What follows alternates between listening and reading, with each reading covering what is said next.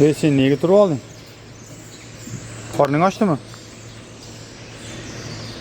Buni qorni ochgan. Nimaga bilasizlarmi? Chunki bu ertalab sut ichmagan.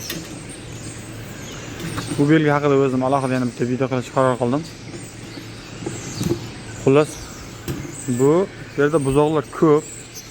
O'shaning uchun bir kishi 24 ga 7 ta olmaydi. 3 kishi, 4 kishi 2 smenada, 3 smenada almashib ishlaydi. O'shaning uchun bugun ertalab men sut berdim, abitdan keyin bo'lmasligi mumkin yoki ertaga bo'lmasligi mumkin. O'sha narsani inobatga olib, mana bu belgi ishlab chiqqanmiz.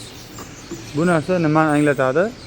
Agar buzoq ertalab sut berganda ichmagan bo'lsa, kechqurun kelganda boshqa odam sut berishi mumkin.